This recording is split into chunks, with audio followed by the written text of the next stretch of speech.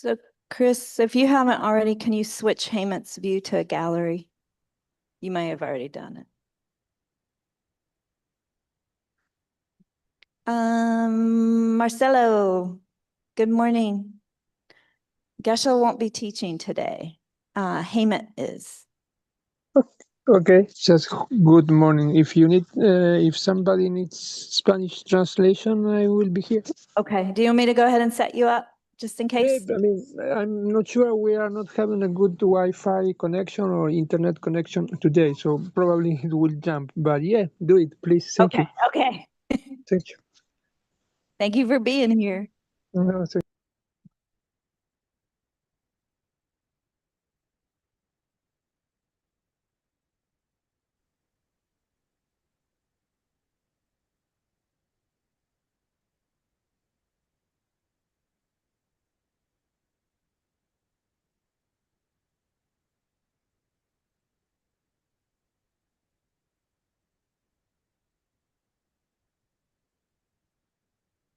Okay, you should be set up now, Marcelo.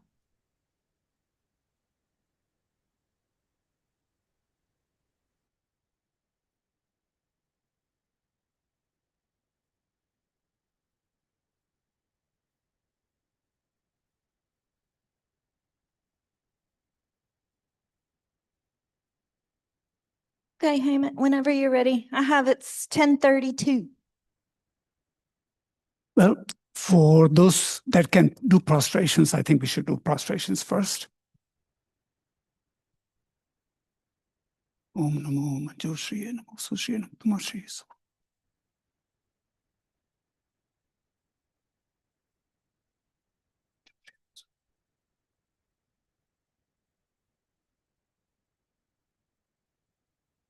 Om.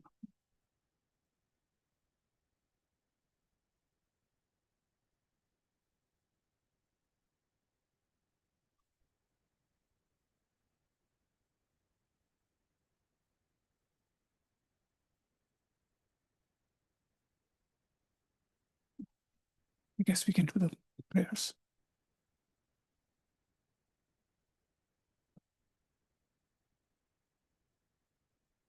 In your gold prayer book, please turn to the red tab, page 34, and we'll begin with the Shakyamuni Buddha mantra.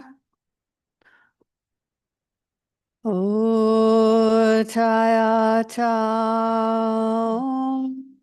Mune Mune Maha Munaye Soha Tayata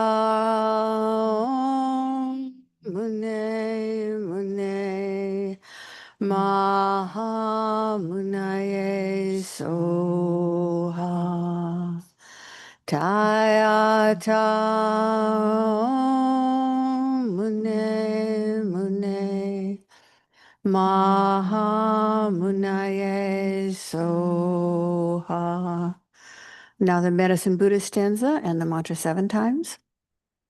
Bhagawan, with equal compassion for all, whose name when merely heard dispels the suffering of the lower realms, dispeller of disease and the 3 poisons, I prostrate to Medicine Buddha lapis light. Teata Om Bekkanse, Maha Bekkanse, Raja Samudgate Soha. Teata Om Bekkanse, Maha Bekkanse, Raja Samudgate Soha. Teata Om Bekkanse, Maha Bekkanse, Raja Samudgate Soha.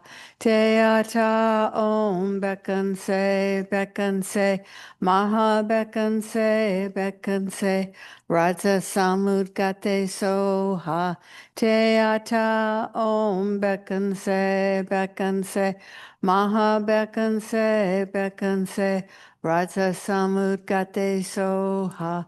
Teata Om Bekkanse, Maha Bekkanse, Raja Samudgate Soha. Teata Om Bekkanse, Maha Bekanse, Raja Samudgate Soha. Now the four immeasurables, which we will say twice in English, and then we'll flip to page 37 and chant it once in Tibetan. May all sentient beings have happiness and the causes of happiness. May all sentient beings be free from suffering and the causes of suffering. May all sentient beings be inseparable from the happiness that is free from suffering. May all sentient beings abide in equanimity, free from attachment for friends and hatred for enemies.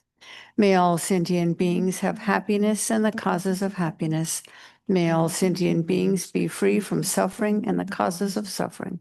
May all sentient beings be inseparable from the happiness that is free from suffering. May all sentient beings abide in equanimity, free from attachment for friends and hatred for enemies. Now at the bottom of page 37.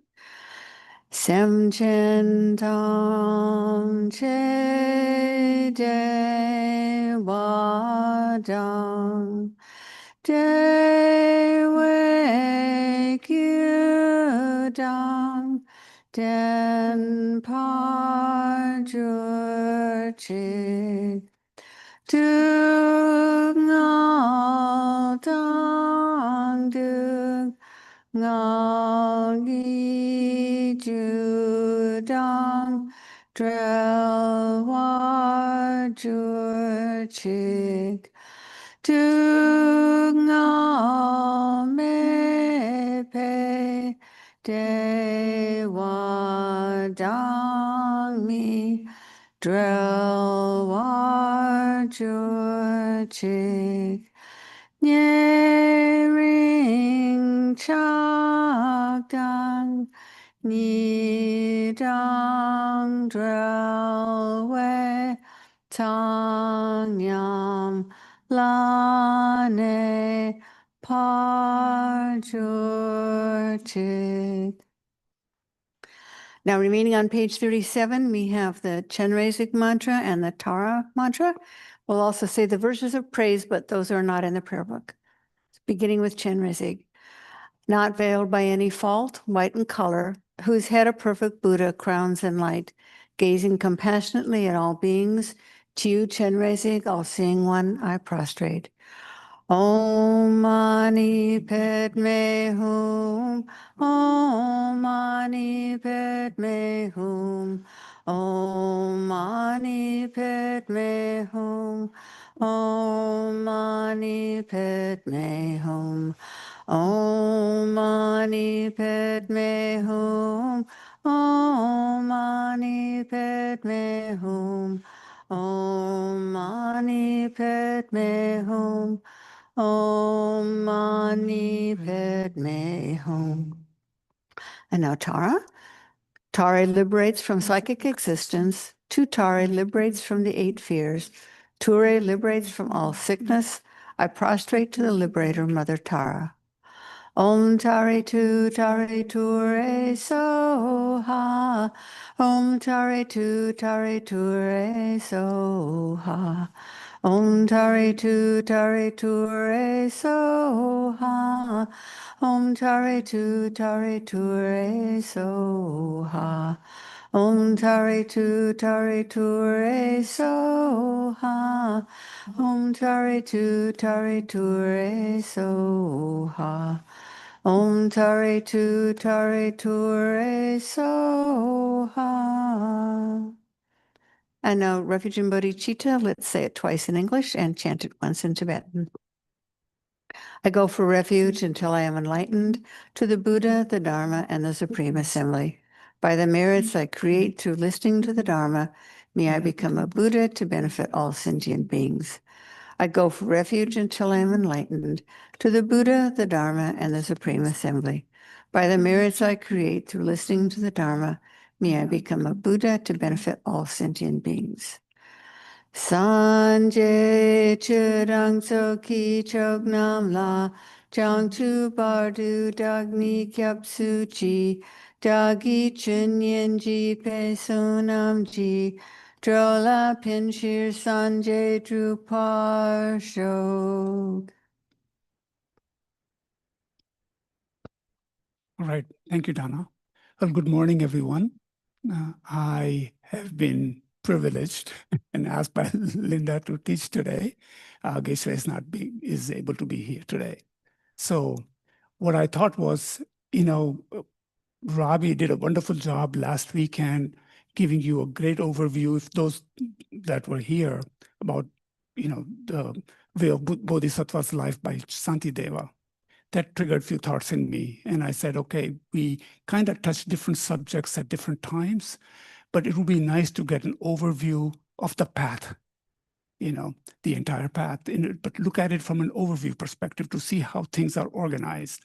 And I thought that would be great for even advanced students. There are many here to focus on few areas that they may want to pursue again, And for those that are new, at least gives you a good idea of how this whole path is laid out for us and how fortunate we are.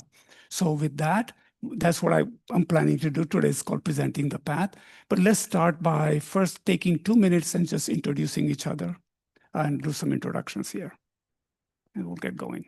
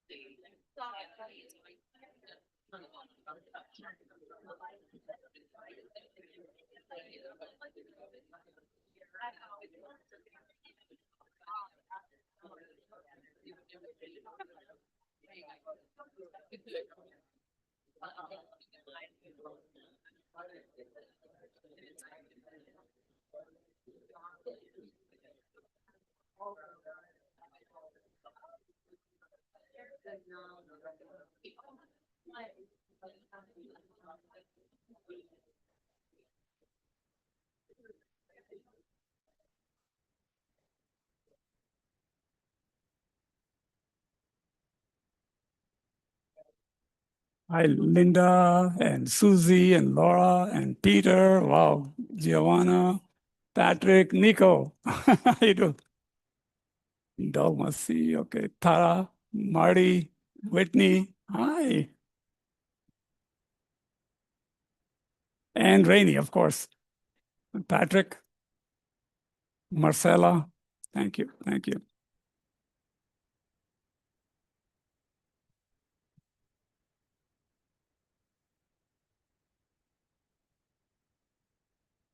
Okay, everyone, you can wrap up your hellos and we'll get started.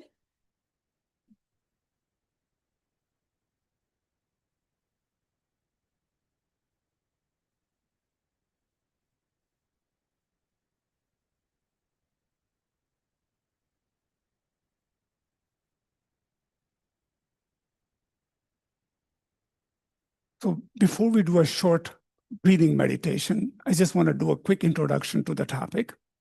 That you've heard Geshe-la talk about 84,000 teachings. He always points in the back, all those are teachings. So then the question comes, where do we begin? And so fortunate that our lineage teacher, especially Lama Tsongkhapa, he put this whole package together. Right. It started with actually Atisha, who made a beautiful book called Lamp of the Path. But then it's Lama Tsongkhapa, our lineage teacher, who put this entire package together. We have 3 volumes. Sometimes they're out in the front there in the bookshelf. And they're called the Great Treatise on the Stages of the Path to Enlightenment. So he's taken every topic and he put it together. Now, please be mindful today that each topic is a subject in itself. that takes a long time and understanding and practice. So the idea today is to give you an overview of how things flow. Okay, so just be mindful of that. And another fortunate thing is that we have an unbroken lineage.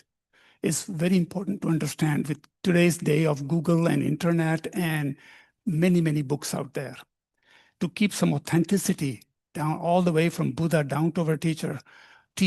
We are so fortunate all the way from Buddha to Geshe Gelik, and then we have Geshe Sangpo here, that we have these teachings coming from teachers to students to teachers to students. And so we are very fortunate in Raleigh to have that teachings here. So that's what I would like to start with. So let's get in a position to just bring our minds to the center today by getting in a little meditation pose. Oh, okay. Oh, so let's see. Let me see. How do I? It's not coming up in the bottom. Like if I go, am I a co-host?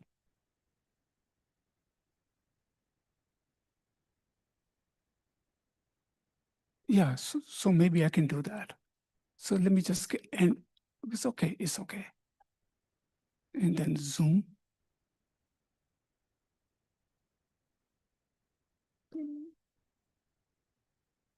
Let me see if I can get into Zoom first. Mhm.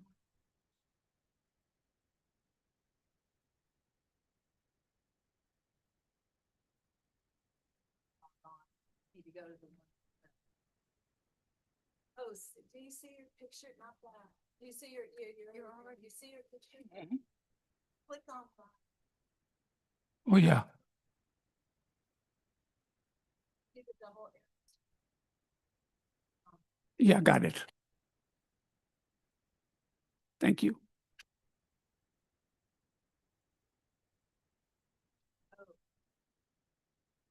One second. Yeah, yeah. So just hit stop. The green, yeah, the red thing. 1 second. Do you see where it says stop share? No. Above the little person. Mhm. I'll share again. This time, click on the meditate. Yeah, that's. Okay. Got it. Can you see it? Can you? Yeah, yeah, I will get it. I'll get it. So, I'll do that. I'm gonna do that. Yeah, I got it.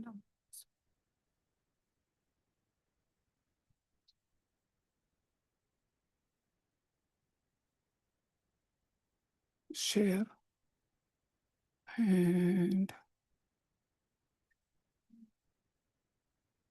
entire screen. No.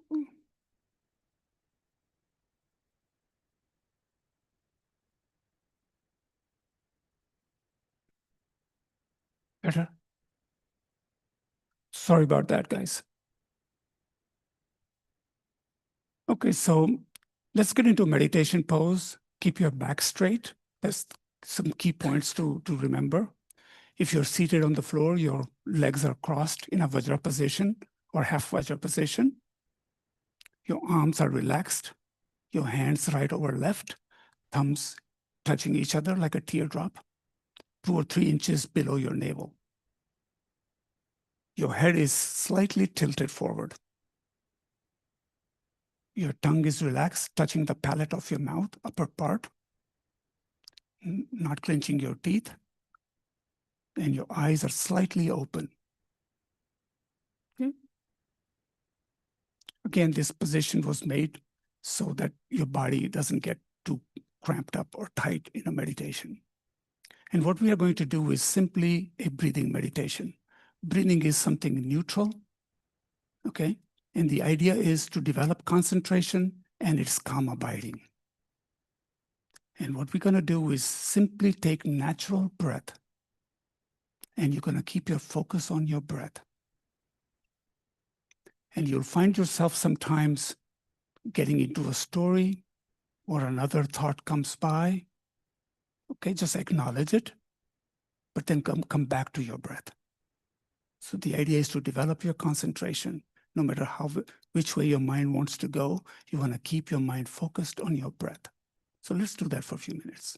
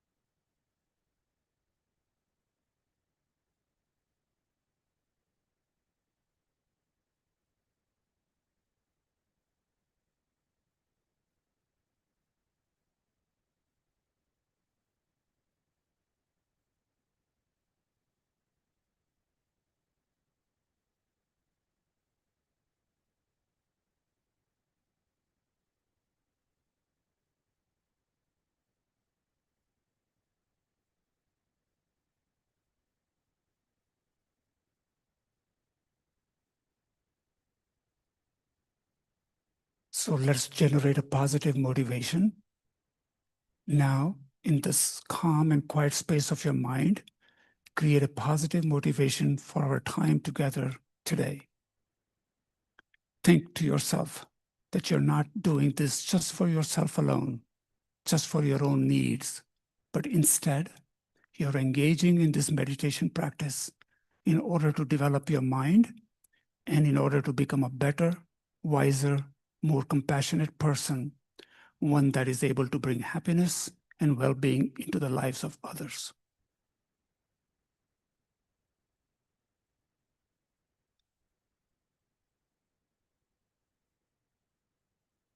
Okay, now you can bring your attention back to the class. Okay, I'd like to point to this particular slide. I've always enjoyed this slide. When you take Discovering Buddhism, Richard Gere, you'll find him narrating that in the beginning. I just love the words of it. And so I thought I'll put this out, that Buddhism is a comprehensive system that shows us how to transform our minds from a state of suffering to satisfaction to one of extraordinary joy, awareness and contentment, vast in scope and profound in its implication. Important thing is, we always talk about suffering, the negative states of mind, but actually it is to create joy and better life. So to me, that was to create extraordinary joy, it says, and bring out and contentment. So Buddhism accommodates every kind of mental disposition, but retains a laser-like precision that shows us what is to be accepted and what is to be rejected. And it was realized and embodied by a human being like us. That's the best part. And one more slide, he continues to say, 2,500 years ago, an Indian prince named Siddhartha from the Shakya clan decided to give up his kingdom to search a way out of suffering. And because of his relentless determination to find ultimate freedom, he came to understanding the nature of of his mind, and in turn, the ultimate reality of phenomena. He was then called Shakyamuni Buddha. A lot of people call Buddha, just naturally, we see a Buddha figures all over the place. But Buddha means awakened one, the enlightened one. So he was just like you and I. But he, out of his work and relentless persuasion, he was able to enlighten himself. And fantastic thing is, we can do that. So that's the best part of this. So again, I mentioned earlier that this is an unbroken lineage all the way from Buddha, 4th century. Then in 11th century, Lama Tisha, he was invited to Tibet. And he saw that there were some Buddhism still going on, but people had lost some plot because of bone religion and other things. So he put a little book together, got everything together. But it was Lama Tsongkhapa in 14th century who really expounded on it with a great treatise on the stages of the path to enlightenment, and all the way to our current teachers. Matter of fact, you can see the 84,000 teachings, then you can see a concise way of looking at it as the Lam Rim, which we'll talk about, and then it can go even shorter version. And if you look at if you want to, page 137, Foundation of All Good Qualities, that's your entire Lam Rim practice, in short. Okay. So here's your lineage teachers. I love this slide. I had to put this in. You know, that laugh, smiling Geshe-la, I just love that. Okay. So here we are today. We're going to talk about a little spiritual roadmap. That is the stages to the path, or presenting the path, that's what we call it. It actually is a Discovering Buddhism module. And you get to get into the details, and you get 4 or 5 days and really focus on it. I'm just going to give you an overview. But, you know, I wanted to point out here that if you want to go, an analogy, if you plan to travel someplace, go to Portland or New York, for example, you would think about it. You're going to fly in the plane, you're going to drive, you're going to take a stop, you kind of plan it out, right? So, and then you have a path in front of you that this is what we're going to do. That's how Lam Rim or stages to the path is organized in a step-by-step way, right? And if you kind of follow that, then you reach the end point of getting enlightened, or you're preparing yourself to become enlightened in near future. Okay, so it's a nice step-by-step way. It covers this topic in 3 scopes. And sometimes these scopes are called lower scope, middle scope, greater scope. Sometimes it's called modest scope in the beginning. The idea behind that is, think of it this way. If we have a primary school, then we have a secondary school, then we have seniors, and then college, right? So it's kind of preparing ourselves. It also means different scopes of people and ability.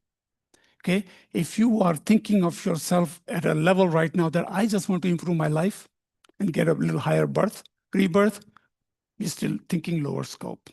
If you're thinking about middle scope, you realize that even in all these various God realms and demigod realms and human realms, even that is samsara. It's cyclic.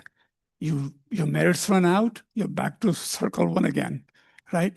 And then the higher scope is to become enlightened to benefit others. That's the higher scope. So it's beautifully organized. And you can see, even with the topics that we'll cover, that the first scope is basically to wake us up. It's like a little like, wow, yeah, I've been thinking about this and it is true. So you'll see how that works. Middle scope gets into the topics a little bit. And then higher scope talks about a little more advanced topics. And I will cover that today a little bit in short.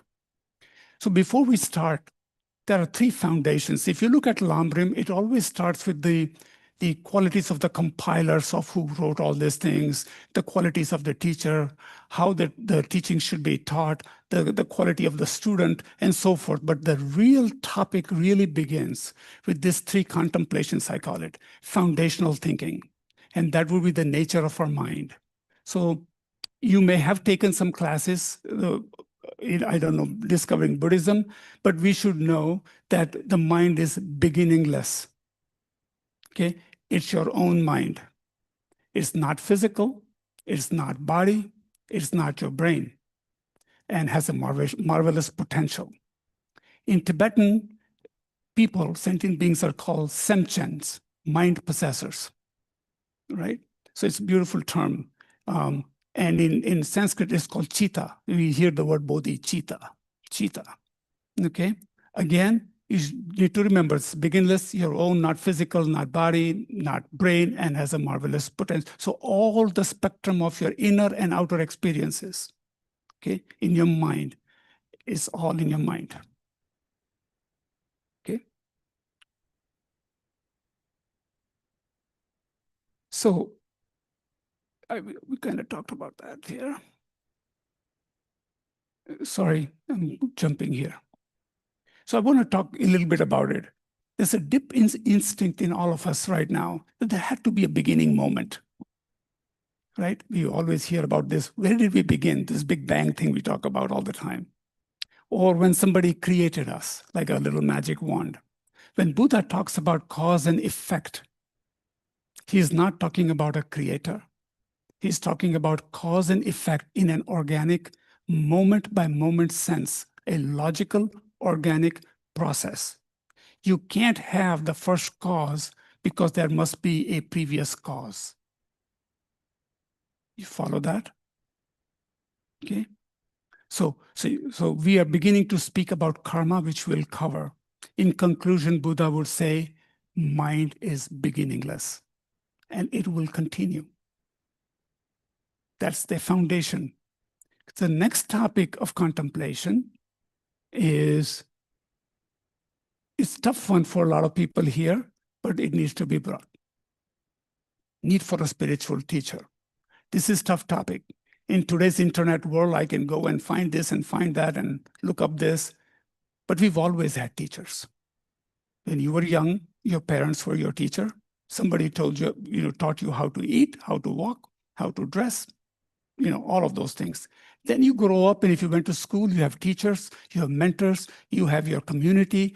We've always had teachers, but when it comes to spiritual, we always get a little tight about it because we've had some examples that were bad examples, and so people are a little leery about it. But we understand that, okay? But really think about it. If our mind are delusional right now, or we have obscurations in our mind, that's why we are here and not Buddhas, then we need somebody who's much more advanced that can guide us. That's the main point here, right? That can show us some guidance. Now, they're saying not to rush into finding a teacher, like, where's my teacher? No, take your time. You look at the qualities of teacher is looking at you, and you are looking at the teachers. When the time is right, it will happen. But you can look at so many qualities of a teacher. You can look at the teacher's students, how they come across. Okay, I'll give you a good example. Even at the FPMT level, Lama Zopa Rinpoche, when Venerable Amy Miller comes here and talks, right? And you look at all the teachers that come here and talk, we can go on, and they themselves are like, wow. So think about what Lama Zopa Rinpoche could have been. That's how you can think about it. And look at even our Geshe-la and his teacher, when Kenshu Rinpoche comes in Geshe-la. The teachings are so, I would say, solid, great teachings, right? So we need to understand that. And so we need to create confidence in the teachings and the teacher. And once you have this confidence, you will develop faith. You will develop faith, you will develop devotion, and that's where your journey really begins. Correct? Otherwise, there's a lot of this stuff coming at you. Different teachings and how to meditate makes me feel good. Then I go out, drive my car, and I'm back to where I was. Somebody crosses me over, and here I lose my temper. The life goes on. But when you really think about this contemplation, it is to make a radical change in your mind. This is to say, hey, I need to do something. And that's why we call this precious human rebirth. Think about it. Why is it precious? There's so many sentient beings born and die every day. Precious because we have opportunity to practice. We have opportunity to change course. If the mind is beginningless, and the mind continues, and it's your own, isn't it fantastic that you can make a change? Remove some of these obscurations and delusions and become enlightened to benefit others? Wow. So, and we can look at, and they talk about different things. When you talk about, we have the richnesses and leisure, there are 8 richnesses they call about, that 10 endowments they talk about, and basically not going through details, but we have a sound body and mind right now. We have a place we can come and practice, right? Dharma is being taught still, right? So there are many things we have opportunity to take advantage of, and we have each other. So it's very important to think of these things. So these 3 contemplations is like a basic foundations before we get into the topics. Okay? So here's Nick Rybush giving, if you know, he was one of the first monks in FPMT, and he's a founder of the Wisdom Publications. He's now a director of Lama Yeshe Wisdom Archives. He has a very good quote. Every single moment of our precious human life gives us opportunity to purify eons of negative karma and take great steps towards enlightenment by engaging in profound practices of Mahayana path. So, in conclusion of this particular portion, 3 contemplations. These are like little primers. Nature for mind, necessity for a teacher, precious human rebirth.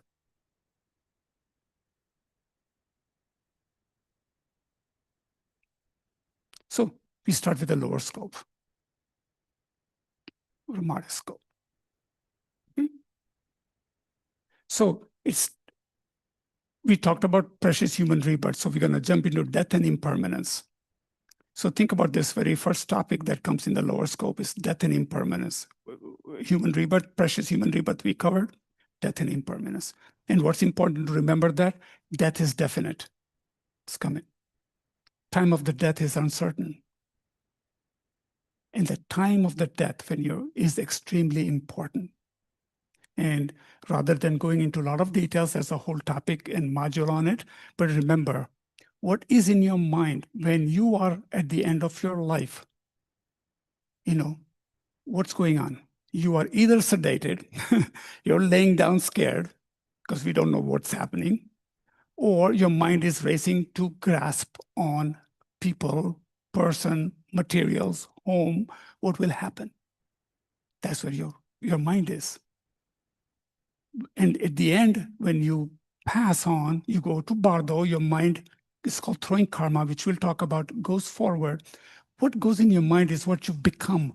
What comes to your mind is what you've been practicing. Correct? If all your life, your possessiveness towards things is more important, then at the end, that's what will come to your mind. But if you've been practicing and thinking of this precious human rebirth and have a discipline, or you have a daily practice, or you're meditating and all the teachings of Buddha, then those thoughts will come to your mind, correct? So that benefits you for your continuum. So you can see death and impermanence puts you in a little wow. Yeah, that can happen anytime. I have come to realize that I need to change my life. So death and impermanence. Then suffering rebirths. Now in the Buddhist cosmology, they talk about realms or different samsara. And so we have 3 upper realms, 3 lower realms, and they talk about God realms and demigod realms and the human realm. Then we have animal, ghost, and hell realms. Even if you don't completely prescribe to all that, just think about it. We can already see animal realms. And I'm not talking about the pets. And even if you had a good pet, their mind is still not calm. They always have anxiety. But think in general, the animals that are out there, the minute they come out there, something is watching them to eat them. Or they're worried about what they're going to do, how they're going to protect. Always in that state. They say the best realm to be is the human realm, so you can practice. In demigod realm, there's a lot of jealousy and that kind of thinking. That's a mental state. And then if you go to God realm, they're too lazy, got good life. They're not thinking of Dharma and getting enlightened. right? And you don't want to talk about suffering of lower realms. But even if you look at today's world, if you want to be very practical about it, think of a child born right now in Ukraine today. And bombs are coming. Okay, think of a child that's starving. Or think where there's an environmental disaster and they don't know how the water will come to your mouth. It's pretty much like a hell realm to me. And so how fortunate those are, those richnesses and endowments in precious human rebirth we have, that we are sitting here and talking about this, and a chance to think about it. So that's that. So then what happens to us, the next thing is we think about, wow, I'm gonna see if I can move the slide a little bit. We talked about this. I'm not gonna go into the dissolution of death process. This is not the topic, but I just want you to know that there are monks in His Holiness. They meditate on death all the time. You know, it's something in our society we've taught not to look at that. It's like a fear thing. It's like the end. Buddhism opens that completely up. As this body goes, mind continues. What you put in your mind goes with you. And now science is finding out more and more about that kind of stuff. So wonderful, it's time to train and prepare. Okay, we talked about the realms. And so now we get scared enough and saying, you know what, I realize this, my gosh, I need to change my life. I am going to take refuge. And what does that mean? It's just not a ceremony that you come to. You know, we say, I'm going to take refuge, outer refuge. You say Buddha, Dharma, Sangha. That's great. But the real refuge takes place inside. It's a commitment you make to make that radical change in your life. You're committing to doing virtuous actions. You're thinking about all the positive qualities you want to develop. Why? So that you can become enlightened to benefit others. So you're applying for a job to become a Buddha. So we need to understand that. What does it entail, right? It's really an amazing, if you really look at this, like Richard Gere says, it's a laser-like. It tells you exactly what to go into and what to avoid. So that's refuge. And then we have a fantastic community here, all the venerable nuns. Look at the Geshe-la, Geshe Sanpo, the teachers that come here, the senior students. We have Robbie Watkins and Don Brown and the teachers and some. It's an amazing community, right? And we have Elise and Donna and so many people here with so much knowledge that we can bounce off of each other, help each other out, right? So think about that for a second. And then in the last thing in the first scope, you get into karma. If out of all the topics, we'll talk about the three principal aspects of the path and some important topics like bodhicitta and emptiness and all that. Karma is like the key one. That you can work on it now, okay? Karma means action. Remember, every action has an effect, right? So working of cause and effect, whereby positive actions produce happiness, negative actions produce suffering, okay? It is not the karma we see on TV. Somebody hurts somebody and the door opens and the guy falls down, say, instant karma. This is over lifetimes. All your activities and actions of body, speech, and mind makes your karma. It's a natural law, okay? Just like gravity. Newton did not find gravity. Gravity existed. He just happened to have an apple fall and says, there is something out there. If the apple can fall, there must be something called gravity. So then he came up with the word gravity. But it's a law. Karma is a natural law. Cause and effect. Okay? Nothing is random. And there are 4 conditions to bring fully ripened result. We're not going to get into detail, but these are important points, and we'll talk about the 10 non-virtuous actions. These are the things. So for a karma to be complete, this is much more complex. I'm just giving you a quick overview. there has to be, now remember, karma works not only for negative things, it works for positive things. You've had many good karma, much good karma for you to be even in a human realm, sitting in Kadampa Center, for example, right? So there's positive karma, right? Negative karma, we'll talk about in a minute, but think about it. And you have to have an intention. If you see some animal and you have an intention to hurt that animal, that's intention. So motivation. Then there has to be an object, something that you're acting upon. Then there has to be an action. You do something. And then there's a result, which is completion of the action. Now think about it. It can also be very positive. You come to a teaching, Geshe-la is teaching you. So you have an intention to learn. Your object is the teachings, Geshe-la's teachings. You have an action, you're seated here, you're thinking about it, you're absorbing it, and the result is you walk away feeling good inside. That's a positive merit. So not always negative.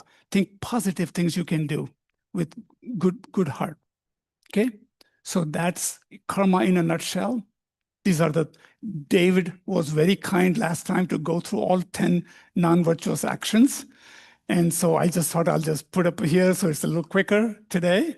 And so 3 of the body, 4 of the speech, 3 of the mind. Okay, not going to go into details, but remember, activity of body, speech, and mind makes karma. And what is virtuous? Opposite of that. Apply antidotes. Don't kill. Don't steal. It's very easy, right? So good. This is Master Nagarjuna, one of the Pandits, Indian Pandits, who's the whole idea of shunyata, emptiness, we actually prescribe to as Gelugpa in our practice.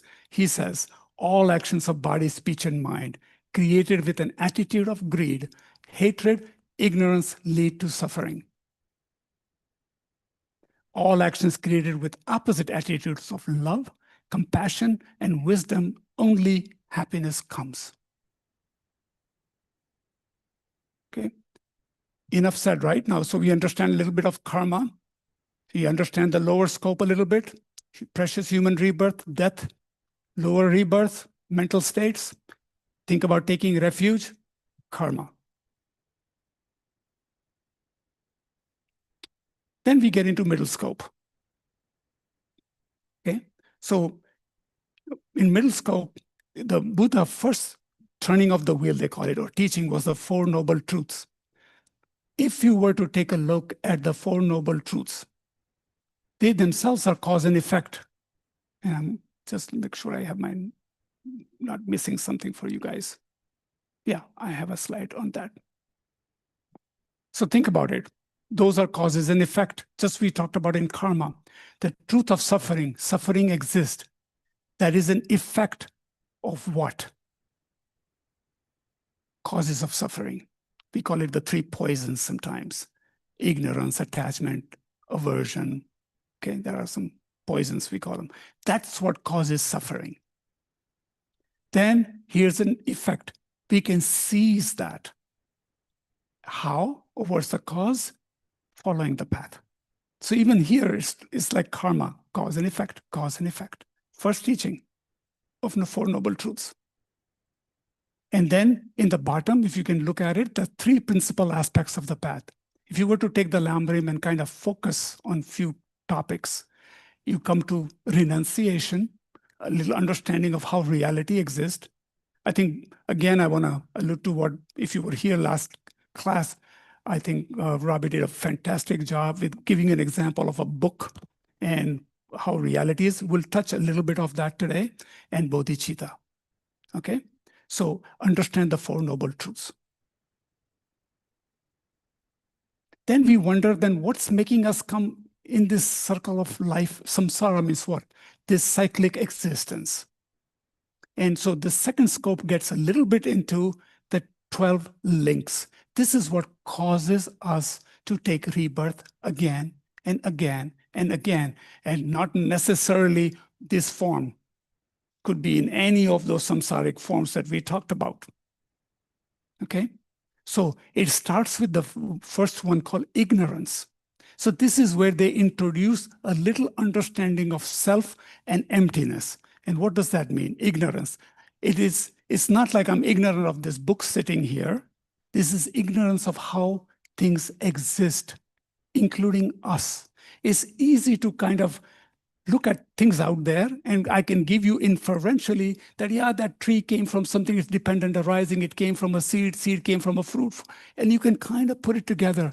But when it comes to self, we kind of feel like solid, exaggerated view of ourselves, like I truly am here, static. We have that.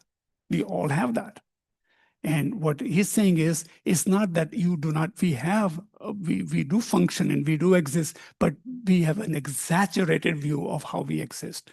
That's the ignorance. And what happens with that self that says, I strongly, this is mine, this is yours. I like it, I don't like it. I hate you, I love you. He is good, she is bad, all this starts. So there starts your delusions, because we don't know how things exist. So that's ignorance. Okay, creates is aversion, attachments, exaggerated. Then the second one, karmic formation. And what all that is because of that ignorance, we have a disturbed mind. All this me, mine, I, you, and that's called karmic formations. Your mind is making up stories now. Then in consciousness, all these thoughts are infused. That becomes your part of your consciousness, your mind. You see the world from those goggles or specs, right? Everything is from that perspective. I just simply don't like that group. I love this thing. And that's what we start to do. And then what we like, we crave. Then at the end of the life, we start grasping on those things. What will happen to this? Things I love. And then that's what we become. That's our constant 24 hours mental state. I'm giving you very superficial. These 12 links go into details. And then your next rebirth, you carry those seeds, and then your life starts all over again, from birth, teenage, life, death, back in samsara again and again and again. And so rebirth takes place. When you're born, name and form, again, it gets into detail. Mother's ovum, father's sperm is called form. And, so there's a little more details in this, but I just want you to see how cyclic this is. And then we come in touch with things again, contact, we start to see our senses, we start the feeling, then it becomes me and I and all that again. And in the edge, start again, age and death. The point is that this is what we circle in all the time. These are called the 12 links. Okay. You've seen this beautiful tanka outside the door. It's called the Wheel of Life. And all this is depicting is what we've been talking about. So the center 3 pictures that is pretty small there are the 3 animals, and what they depict, is like a rooster, there is a pig and a snake, and they just talk about this, greed, delusions or ignorance, aversion or hatred, the 3 poisons, basically. That's where it starts. Then if you go a little outside a layer, it talks about the second layer represents your karma, positive and negative, and you can see white and black around. White karma takes you a better place, black karma to the lower realms, right? Then the third layer represents 6 realms of cyclic existence. Okay, we talked about the human realm, but it starts from God realm, demigod realm, human realm, then animal, right? And then ghost realms, right? And what is the last one? Yeah, the hell realms. Yeah, lost it for a second. So those are the realms. And then you can look at the 4th layer. These are the 12 links we just talked about. Okay? And then the moon, the fierce figure holding the wheel represents impermanence. So the big person in the back, it shows everything is impermanent. That's the good news. If everything was permanent, you're stuck. You're stuck. Can't do anything. But because impermanence is there, what does that mean? You can change today. You can make a change in your life. You can create positive karma. right? So that's the beautiful part of it. The moon represents liberation from cyclic existence, getting out of this cycle. And Buddha is pointing to the moon, indicates liberation is possible. I think it's a beautiful picture if you think about it. Okay. So then we get into the great scope. Now we are learned. We have some understanding of Dharma and the teachings. And we start to talk about equanimity, seeing things with equanimity in mind. I want to make sure that we are close to our timeline here. So, and then we'll cover this in a sense. So what is equanimity? It's a very specific state of mind, right? We are all equal in our wish to be happy, right? It's an attitude. It's a recognition that enemy, friends, and strangers are equal. It's our delusional mind that will end that a strong I that we haven't gotten loosened up yet, that creates that. I hate this guy. I love this guy. I can't stand this person, that kind of stuff. But you neutralize it a little bit. You look at it. And they are doing that karmic activity, and they will have consequences of their activity. You are developing your mind, body, speech, and mind. Correct? So you've got to look at it from the equanimity. It says, Lama Yeshe Archives, I wrote down this morning, an impartial mind that serves as a basis for development of great love, great compassion, and bodhicitta. Okay? So then let's see if I have a slide on that. It's a good way to say it's a very specific state of mind. Enemies, friends, and strangers. This is difficult for a lot of people. You have to. It takes practice to see this a certain way and create this attitude. But in other words, we are all equal in our wish to be happy. At least understand that even the person that you may not like is just trying to be happy, right? And then I think we have perfection of wisdom. Perfection of wisdom is a topic that covers in the middle scope and in the last scope, and I will cover that in a minute. But just realize that everything is dependent arising. The final way that things exist, we need to understand how things exist.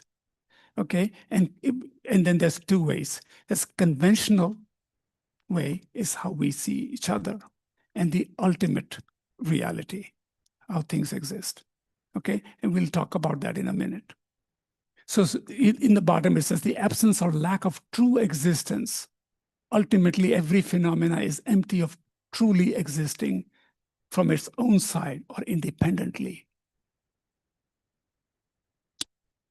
This is a complex topic. This is, of course, there's a whole module on emptiness, but it gives you an idea that you develop a mind of renunciation. You start to understand how things are interdependent and empty of inherent existence. We are dependent on each other. Even if you look at this body, fluids, blood, food, people, there's so much dependency in so many things. A tree comes from a seed comes from a fruit comes from another tree, go on and on and on and on. Everything is like that. But we give this solid picture in a frame a little too much. Somewhere in the middle, we need to come to understanding how things are not as solid as they appear. Okay? And so that's perfection of wisdom in short, very, very short. And then develop bodhicitta. Bodhicitta is very important. If you are going to take a job of becoming a Buddha, okay, you're applying for it by coming to this center, then what is it that you want to do? You are in a great state of mind, but you want to benefit others. That's the Mahayana concept. You're doing this to benefit others. And we can always think of each other.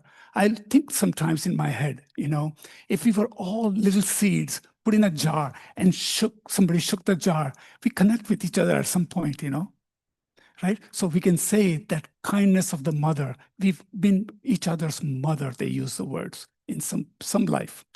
So we are all connected. And then we can always do practices, take somebody's pain and give them happiness. So there's exchanging ourselves. Tongling is a practice that people do.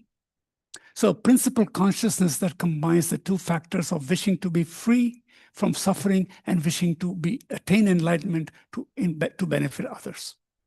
So I want to become a Buddha to benefit others.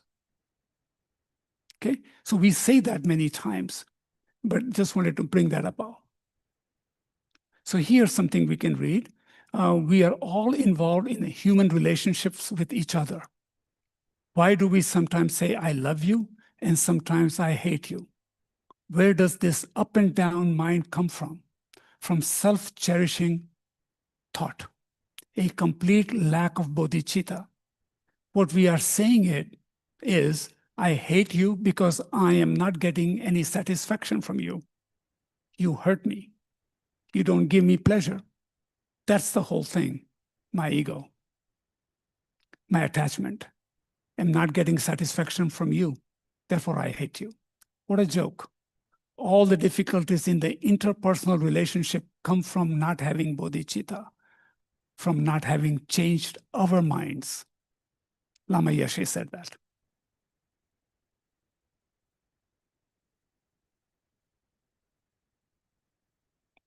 So what's our goal? Enlightenment. Okay? To be free from this. And I do want to bring up one more topic, and that is the 6 perfections. So now you understand. So samsara is suffering. Why we call suffering? Because we go through all of these things. We talked about death and impermanence, how karma works. We went through all the scopes, right? And the idea is we want to get out of it. Okay, so we want to either improve our birth next time or completely get out of it, become enlightened. So we take refuge in the 3 jewels, Buddha, Dharma, and Sangha, and the path that is laid out by Lama Tsongkhapa. So fortunate to have this in a short version rather than 84,000 teachings. You wouldn't even know where to begin. It's called the Lamrim, graduated path. Okay, so then last 6 perfections. I think, again, Robbie did a fantastic job going through the 6 perfections in his last Sunday class.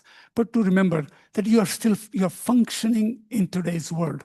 We still have to go home and cook and clean and do jobs and cut the grass and all kind of stuff. But during that time, this is the practice you want to do. And this is the method given to us.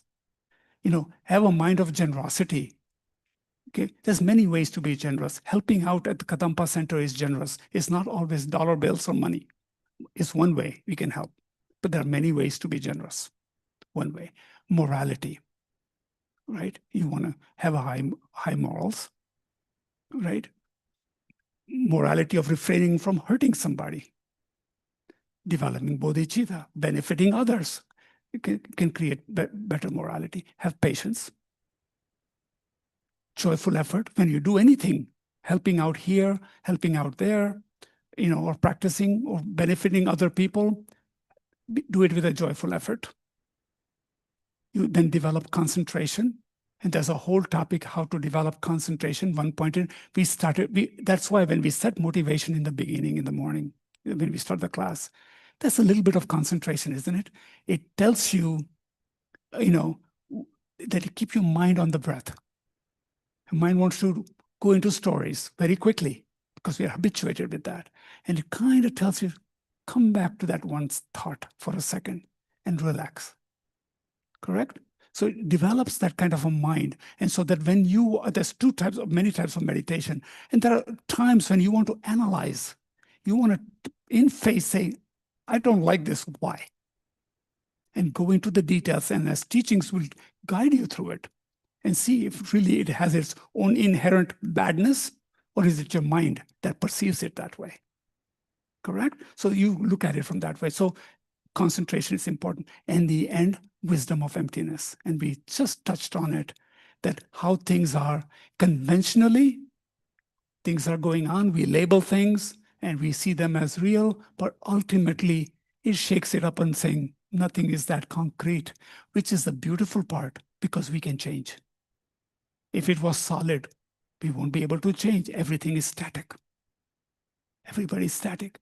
But because we are in human realm and things are, because of emptiness, the way things ultimately they exist, you are able to make a change. And when you do that and you combine these teachings of Lamrim with renunciation, emptiness, and bodhicitta, you are on your way to become Buddha yourself. This is the promise of our tradition and our teachers. Okay? So very powerful teachings that our teachers give us. We should really take it in. Remember these three: renunciation. These are the three aspects of the path. And it is, what time is it right now? It's getting close to it. I was going to do meditation, but you know what? Let's do dedication and do the prayer, the ending pieces, okay? And then give people a little break. So, okay, and I have this slide just to let you know that when you take these teachings, hopefully, if you're an advanced student, you have a place you want to dive into and learn a little more. If you're new here, you want to take a look at this teachings, and we teach them here. We have teachers here that will talk about emptiness and all of these things. That whole Discovering Buddhism module, hopefully you can attend it, and to develop a daily practice. Start small and start to change that mind that usually wants to go negative, angry. It starts to manage that a little bit better and see the world a little differently. And you are also benefiting yourself. Okay, so that's why establish a daily practice is important. And with that, we will do our little dedication, and then we will take it from there. So let's do a little dedication. So how fantastic. Throughout today's session, we listened to so many things, trying to process them, analyze them, think about them, aspire, have courage with the wish to benefit others. We dedicate all of this, the sowing of these seeds, for the sake of sentient beings. And when we do become Buddha, who else will we benefit? Other sentient beings. So this is for them. Long term, that's why we are sowing the seeds. And may this compassion grow and grow in the hearts of all.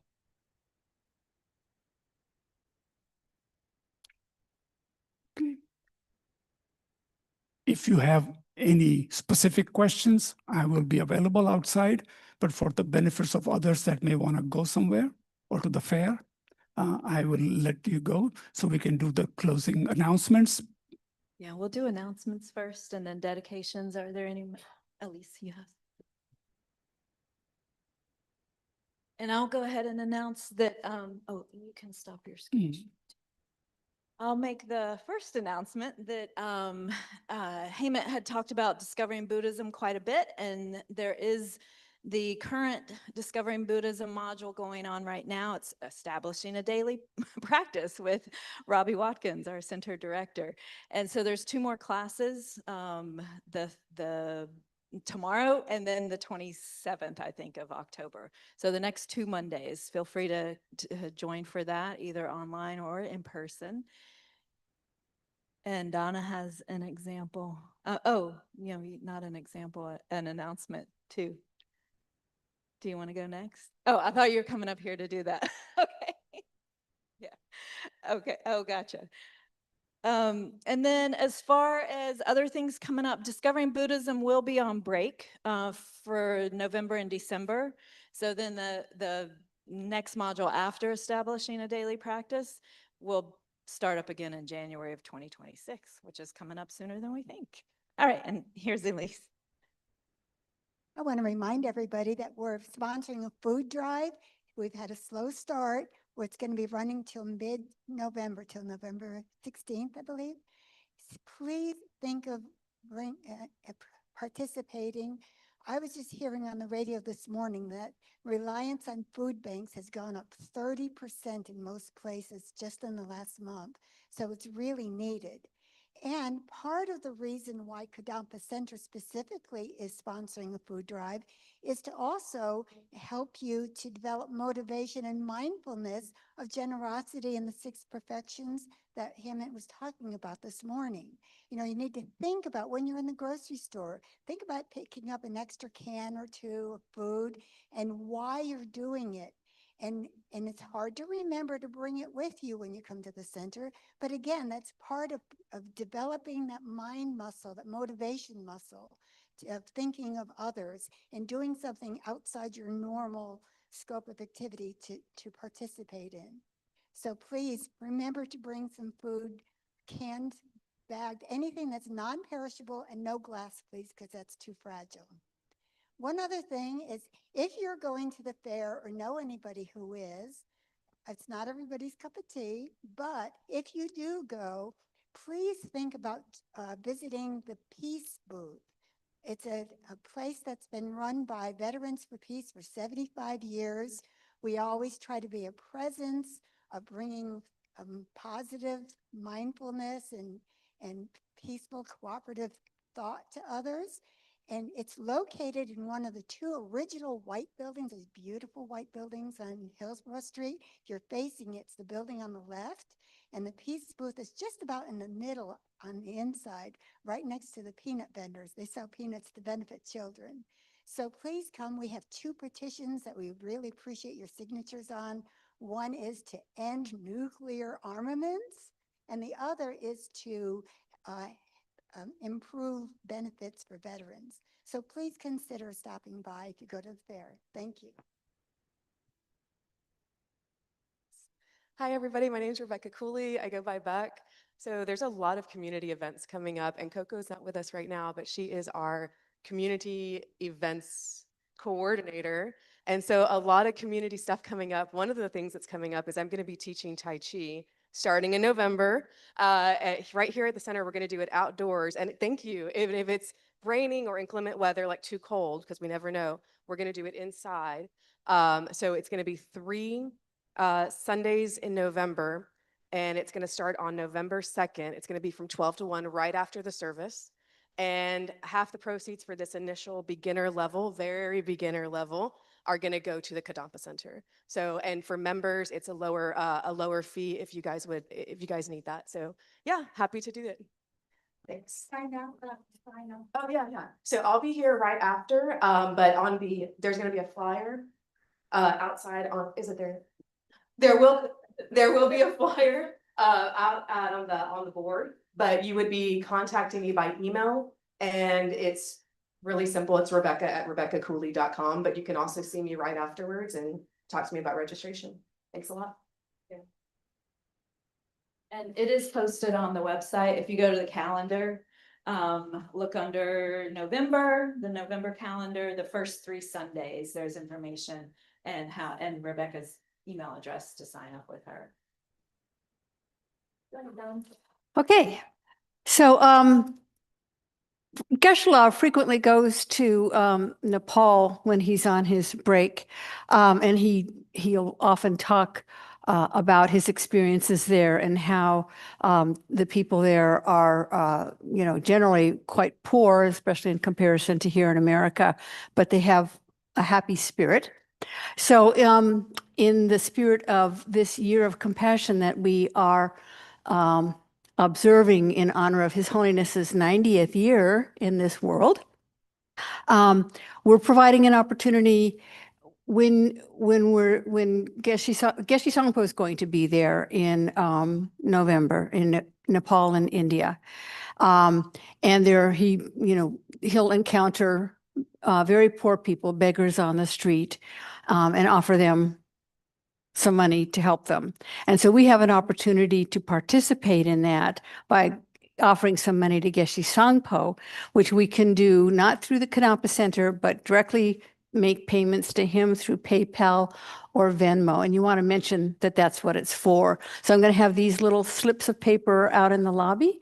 And if you want any more information about it, you can talk to me. But basically, you know, this is a great opportunity to practice that perfection of generosity and compassion by offering, you know, even $1 or $2 is a great benefit to the people in India and Nepal. So the links to his PayPal and Venmo are here, and do mention that it's for this trip. Okay. And Linda's putting it in the chat if you're online. Thank you. And I guess it's time for our dedication prayers.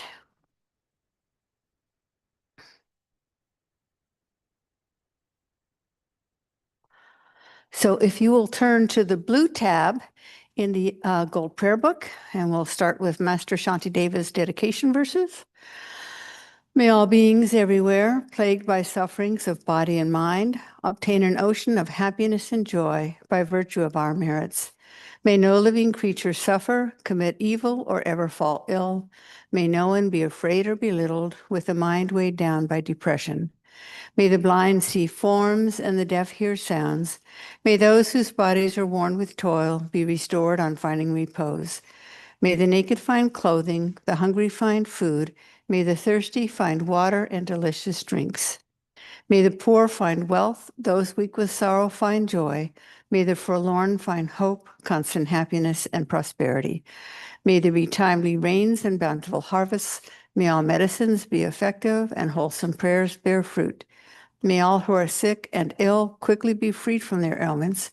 Whatever diseases there are in the world, may these never occur again. May the frightened cease to be afraid, and those bound be freed.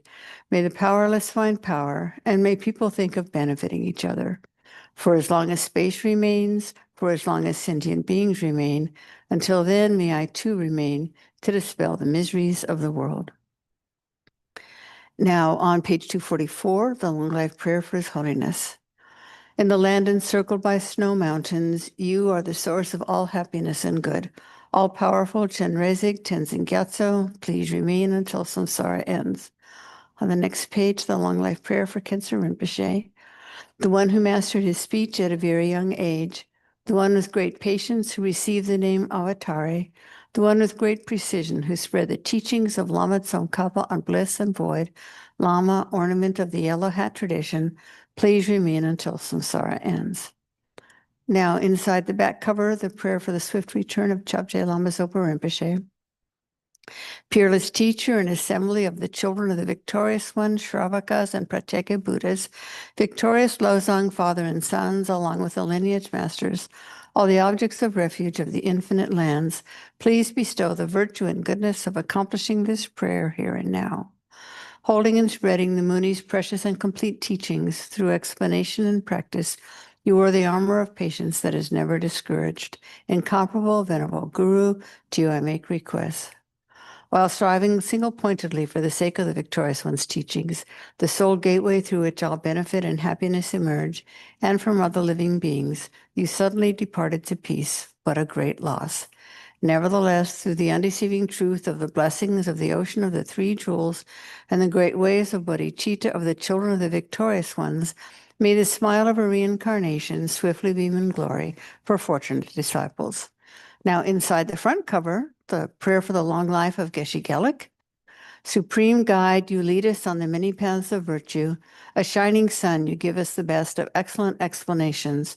Supreme virtuous friend, you are a constant Dharma companion. Lama, who has renounced fame, may you ever remain. And for Geshe Sangpo, you who have steadfast imprints of virtuous qualities and keep the instructions of the glorious Guru in your heart. You who pass day and night with noble activities, great virtuous friend, may you have a very long life. Om tari tu re so ha. Om tari tu re so ha. Om tari tu re so ha. Om tari tu re so ha. Om tari tu re so ha. Om tari tu re so ha. Om tari tu re so ha. Thank you so much, Hemant, for that really great overview of the path. I appreciate it.